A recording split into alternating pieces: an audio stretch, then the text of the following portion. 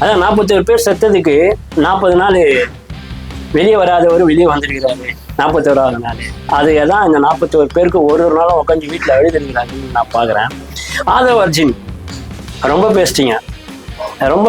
திமுக சார்ந்தவங்க மட்டும் இல்லாமல் போலீஸ் தரப்புலையும் சரி, டாக்டர் எல்லாரையும் பயங்கரமாக பேசுங்க. உங்களுக்கு இந்த அளவுக்கு பேச தைரியம் கொடுத்தது திமுக தான். முதல்ல 10 வருஷம் வேலை செஞ்சிருந்தீங்களே, அது கொடுத்தது திமுக தான். ஆனால் நீங்கள் செஞ்ச இடத்துல என்னென்ன வேலை செஞ்சுட்டு போனீங்க அப்படின்னு உங்களோட தாவைக்க நிர்வாகிகளே எடுத்து போட சொல்லணும். எத்தனை இடத்துல என்னென்ன கோல்மால் பண்ணிட்டு போனீங்கன்றது அவங்களுக்கு நல்லாவே தெரியுமா? அவங்களுக்கு தெரியாது. இப்போதைக்கு அவங்களுக்கு வந்து கட்டில் இருக்காங்க. பட்டு சின்ன உதாரணம் சொல்கிறேன். போன வருஷம் எங்கே இருந்தீங்க, அங்கே என்னென்னலாம் பண்ணீங்க?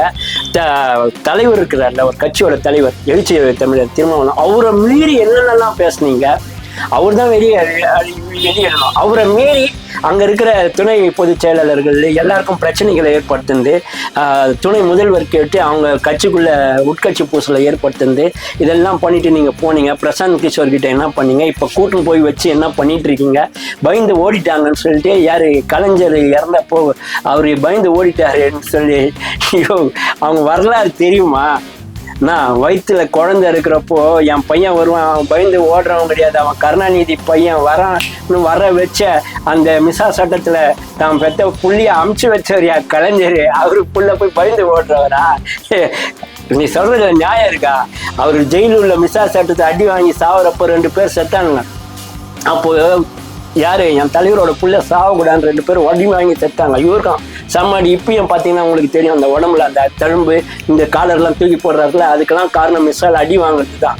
அப்போ தான் குழந்தை உதயமாகறப்போ கூட ஜெயிலேருந்து பார்த்தவன் என் தலைவன். அவரை போய் நீ சொல்கிற பயந்து ஓண்டவர் விட்டு சிரிப்பாக தான் இருக்குது. தலைவர் கூடிய உக்காஞ்சி ஜெயில் உள்ள போனவங்க கனிமொழி. நீ என்ன இங்கே வந்து பயந்தாங்கொழி கட்சி, இந்த கட்சி பயந்தாங்கொழி கட்சி, அதெல்லாம் 75 வருஷம் உக்காந்து இருக்க முடியுமா? அரசியல் தெரியாமல் பேசாத. நீ எல்லாருக்கும் என்ன பண்ணியோ அதுதான் விஜய்க்கும் பண்ணுவோன்னு வெளியில் இருக்கவங்களுக்கு தெரியும். பட் விஜய் சாருக்கு தெரியாது. அது இன்னும் ஒரு 5 வருஷமோ 10 வருஷமோ கழிச்சு நடிகை தான் போகுது. நீ எப்பேற்பட்ட ஆளுன்றது ஊருக்கே தெரியும். ஆனால் இன்னொரு விஷயம் ஒன்று சொன்ன, நல்லா சொன்னப்ப பாவ மன்னிப்பு கேட்டுக்கிறேன். பாவ மன்னிப்பு கேட்கறதுக்கு நீ வந்து சிவாஜியும் கிடையாது, அதுக்கப்புறம் பெரிய ஆளும் கிடையாது.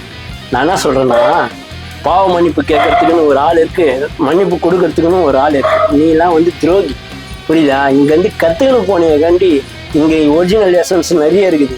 சும்மா உன்னை வேடிக்கை தான் பார்த்துட்டு இருக்க. என்ன பண்ணுற நீ? அரசியல் பண்ணுறேன்னு உன் கூட கூட்டு சேர்ந்தார் பார்த்தியா, அவர் தான் தலைவலிவர். அதாவது விஜயகாந்த் சார்கிட்ட கூட 1-2 நல்ல மனுஷங்க இருந்தாங்க. ஆனால் விஜய் சார்கிட்ட இருக்கிறதே ஒரே ஒரு நல்ல மனுஷன், புஷி ஆனந்த் மட்டும்தான். இந்த ஆதவ் அர்ஜுன்லாம் நம்பின்னு விஜய் சார் வந்து பண்ணாருன்னு வச்சுக்க. புஷி ஆனந்துக்கு தெரியல, ஆனால் தெரியலனாலும் தனக்கு தெரிஞ்சதை உண்மையாக பண்ணுறா போல மனுஷன். ஆனால் but Aadhav Arjun is a dangerous bellow. அந்த கட்சிக்கு ரொம்ப ஆபத்தான ஒரு மனுஷன். இன்னொரு வாதம் சொல்றாப்ல, நக்கீரன் கோபால வந்து ரொம்ப இழிவா பேசுவாங்க. அதுதான் நக்கீரன் கோபாலனை பத்தி என்ன தெரியும்? 216 கேஸ் இருக்குது அவர் மேல, எல்லாமே ஏகப்பட்ட. இன்னைக்கு வந்து நீ அந்த பெண்களை பாலியல் பலாத்காரம் பண்ணவனுக்கு எல்லாத்தையும் எடுத்து போட்டு அந்த கேஸை ஆட விட்டு எல்லாத்தையும் பார்த்து இன்னைக்கு எல்லாரையும் ஜெயிலுள்ள வந்து என்ன சொல்ற ஆயுள் தண்டனை வாங்கி கொடுத்து உள்ள உட்கார வச்சுருக்காங்க நக்கீரன் கோபால். இந்த மாதிரி எவ்வளோ கேஸ் இருக்கு, எவ்வளோ பேர் அவரை போட்டு தள்ளுறதுக்கு பிளான் பண்ணி எல்லாமே போச்சு. சாப்பாட்டுலயே சைனடு கலந்து கொடுக்குற அளவுக்கு அவர்கிட்ட போனாங்க. ரத்தத்துல எய்ட்ஸ் ஊசி குத்துற அளவுக்கு போனாங்க. இதெல்லாம் தாண்டி வந்தவையா அவன். நீ பேசின பேச்சு அவன் மீச மசுறு சமமானதுயா ஆதவே. நீ அவரை பத்தி பேசுறாங்க. ஆனா உன்னை நக்கீரன் கூட விட்டுருவான்டா. என் குரு ஒருத்தர் இருக்கிறாரு, தாமோதரம் பிரகாஷ்ன்ட்டு, நக்கீரனுக்கு துணை ஆசிரியர். அவர் சத்தியமா உன்னை விட மாட்டாரு. இனிமேல் தான் எல்லா சேனல்லையும் உன்னை கீழேன்னு கேட்பாரு. அடுத்து வந்து சொல்லும் போது பாத்தீங்கன்னா விஜய் பேசுறாரு. விஜய் பாத்தீங்கன்னா அன்னைக்கு சொல்றதை இன்னைக்கு சொல்றேன், திமுகவும் டிவிகேயா டிஎம்கேயா அவர் எப்பவுமே என்ன சொல்லுவார், பாவனா விஜய் சார் வந்து நான் ரசிக்கிறேன். நான் உண்மையான விஜய் சார் ரசிக்கிறேன். ஆனால் கட்சியில் எனக்கு அவர் பேசுறது புரியாது. அவரும் மறுபடியும் எங்கள் ஜனநாயகன் படம் வந்து ஃபர்ஸ்ட் நாள் ஃபர்ஸ்ட் ஷோ போவோம். பட் ஆனால் நாங்கள் அரசியல் சின்ன வயசுலேருந்து பார்த்துட்டு இருக்கோம், சும்மா இல்லை.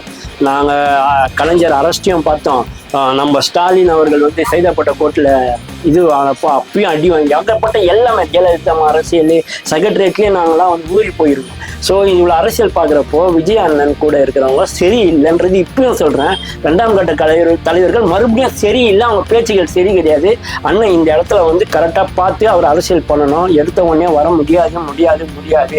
ஆனால் எல்லாருமே வந்து அவர் ஹைப் ஏற்றுறாங்க அப்படின்றது தான் தெரியுது. அவரா அவங்க அப்பா அம்மா இவங்க சில பேர் வெல்விஷர்லாம் கூட வச்சு மறுபடியும் நல்ல முடிவு எடுக்கலாம். மறுபடியும் அதே அவங்க வச்சுட்டு இருக்கிறது மறுபடியும் அதே பிரச்சனைகள் தான் உருவாகும் அப்படின்னு நான் பார்க்குறேன். ஆனால் அவருக்கும் திமுக சம்பந்தமே கிடையாது. இதில் தேவையில்லாமல் ஆதரவு வச்சுன்னு நான் அன்றைக்கே பிளாக் அண்ட் ஒயிட் சைக்கிள் ஓட்டு வந்தார் பார்த்தியா, அவங்களுக்கு ஆதரவு தெரிவித்தார் பார்த்தியா அப்படின்னா, இவர் ஆதரவு தெரிவித்து ஜெயிக்கிற அளவுக்கு திமுக ஒன்றும் ரொம்ப கஷ்டமும் இல்லை. இவர் அப்படி தெரிவித்தோம் திமுக ஜெயிச்சில்லை. அந்த டைமில் வந்து அதிமுக தான் ஜெயிச்சுது, அது நல்லாவே தெரியும். ஆனால் ஒன்று விஷயம் புரியுது, இது உங்களால் மட்டும் நாம் தமிழர் கட்சி ஓட்டுலாம் பிரிச்சிட்டீங்கன்னீங்களே, அந்த டைமில் நீ சொல்லி அப்போ நாம் தமிழர் கட்சி நல்லா தான் ஓட்டு வாங்குச்சு. அப்போ உங்கள் ரசிகர் யாரும் அதில் இல்லை அப்படின்ற மாதிரி நல்லா தெரிஞ்சுக்கிட்டோம். இப்போ ஏன் திமுகவுக்கு நான் 10 வருஷம் இருந்தேன், அண்ணனும் தெரிவிச்சாரு. உங்களுக்கு ஒரு விதத்தில் திமுக பிடிச்சிருந்தா தயவு செஞ்சு வந்து சேர்ந்துருங்களேண்ணா. அதாவது நான் என்ன சொல்லிட்டேன்னா, சில பேருக்கு ராமானா பிடிக்கும், சில பேர் கிருஷ்ணானா பிடிக்கும், சில பேருக்கு டிஎம்கேனா பிடிக்குது பிடிக்குது. அது மாதிரி ஆதவ அர்ஜுனுக்கும் தளபதிக்கும் டிஎம்கேன்றாங்களோ எல்லாத்துலேயும் அப்படின்ற மாதிரி தோணுது. ஒரு பேட்டியில் வந்து பார்த்தீங்கன்னா அந்த திமுகவுடைய ஒரு பேச்சாளர் சொல்றாரு, இன்னும் மழையெல்லாம் வரல, அந்த ஆப்பர்ச்சுனிட்டிக்கான வெயிட் பண்ணிக்கிட்டு இருக்காங்க, மழையெல்லாம் வரல, வந்தா நாங்க வந்து மேல வந்துருவோம். அப்படின்னா மழை எவ்வளவு கேவலமான ஒரு அரசியல், மக்கள் அரசியல். அது மட்டும் இல்லை, கேவலமான அரசியல். நீங்க வந்து தாவேக்கா தொண்டன் வந்து இப்படி பேசினாரு, மழை வரல அதை வச்சு அரசியல் பண்ணுவேன்னு. ஒரு தற்கொலையிலேயே பெரிய தற்கொலை ஆகிட்டாகிறார் பத்தி அவர் ஒன்று பேசினாரு. என்ன பேசினாருன்னா, கடவுளே, கரூர்ல ஒரு ரவுடி பையன் இருக்கிறான். அந்த ரவுடி பையன் பேர் செந்தில் பாலாஜி. எங்களுக்கும் ரவுடித்தனம் தெரியும், 2026 அப்புறம் நான் பண்றேன் பார் ரவுடித்தனம் அப்படின்றப்போ, அப்போ மக்களுக்கான ஆட்சி செய்ய நீங்க வரல, நீங்க ரவுடித்தனம் பண்ணதான் வரீங்க அப்படின்ற மாதிரி தான் எங்களுக்கு அடப்பாவீங்களான்ட்டு. நீ மக்களுக்கு வரும் இன்னும் சித்தாந்தம் என்னன்னே சொல்லாம நீ அரசியல் பண்ணிட்டு இருக்க. நீ உன் சித்தாந்தத்தை சொல்லணும், என்ன பண்ண போறேன், மக்களுக்கு என்ன பண்ண போறேன், இது பண்ணுவேன், அதை பண்ணுவேன், இதை பண்ணுவேன். நீ குறை சொல்றது ஊர்ல இருக்கிற கேள்வி கூட முனையில உட்கார வச்சா குறை சொல்லி 4 பொம்பளைங்களை பத்தி குறை சொல்லிட்டு போவோம். அப்படிதான் உங்க கட்சியை பத்தி நாங்க பாக்குறோம். எப்போ மாதிரி திமுக குறை சொல்லி ஏறிங்க உங்களுக்கு ஒன்னா எதனா ஒரு ஏரியால மினிஸ்டர் போஸ்டிங் பண்ணுவோம், இந்த இவனுக்கு எதனா வார்டு கவுன்சிலர் போஸ்டிங் எதனா போட்டு தரோம், இல்லை புஷியானந்த் நீ கூட வாங்க பாண்டிச்சேரியில எதனா ஒரு போஸ்டிங் போட்டு உங்களுக்கு ஒன்னா திமுக கொடுக்குறேன். எதுக்கு தேவையில்லாம எப்போ திமுக தாண்டி இங்க அரசியல் நிறைய விஷயம் இருக்கு. இங்க வந்து என்ன சொல்றது, சமுதாயத்தில் நிறைய ஓட்டைகள் இருக்கு. அந்த ஓட்டைகளை ஃபில்அப் பண்றதுக்கு நீங்க உங்க சித்தாந்தத்தை சொன்னீங்கன்னா மக்களுக்கு ஏற்புடையதா இருக்கும். நீங்க என்னவோ பிடல் கேஸ்ட்ராவும் சேக்கு வேறாவும் சேர்ந்து கியூபா புரட்சி பண்ண மாதிரி இந்த இவன் பேசிட்டு இருக்கான். அடுத்த புரட்சி நடைய போது அது ஆயுத எழுத்து படத்துல வர மாதிரி. அப்போ கூட ஒரு படத்தை தான் உதாரணத்துக்கு காட்டுறானுங்க.